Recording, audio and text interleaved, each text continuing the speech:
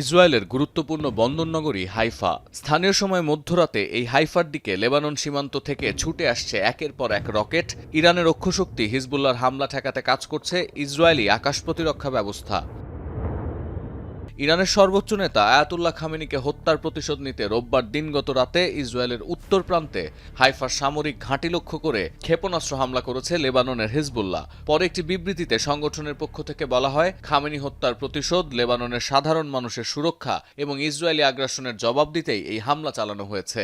যদিও প্রতিশোধমূলক এই হামলাকে বেপরোয়া আখ্যা দিয়েছেন লেবানিজ প্রধানমন্ত্রী।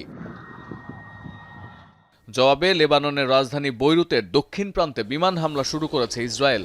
এতে করে ইরানের সঙ্গে চলমান সংঘাতের তৃতীয় দিনে লেবানন ফ্রন্টেও সক্রিয় সংঘর্ষে জড়ালো আইডিএফ। হামলার লক্ষ্যবস্তু করা হয়েছে হিজবুল্লাহর শীর্ষ নেতৃত্বকে।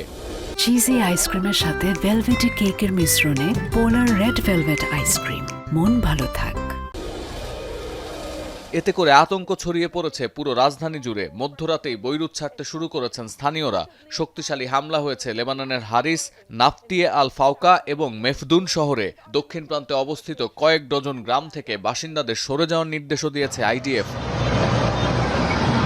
14 মাসের লড়াই শেষে 2024-এর নভেম্বরে ইসরায়েল ও লেবাননের মধ্যে যুদ্ধবিরতির চুক্তি হয়। গেল কয়েক মাসে এই চুক্তি ভঙ্গ করে লেবাননের দক্ষিণে অভিযান চালাতে দেখা গেছে ইসরায়েলকে। তবে ইরানের হামলার পর থেকেই হিজবুল্লাহর প্রতিক্রিয়া দেখার অপেক্ষায় ছিল বিশ্ব।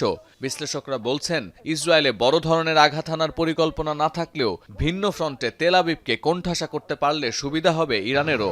একই সঙ্গে 3টি ফ্রন্ট, ইরান, লেবানন ও ফিলিস্তিনে সক্রিয় থাকতে হবে আইডিএফকে। সতীর্থ কর্মকার, এখন বিশ্ব।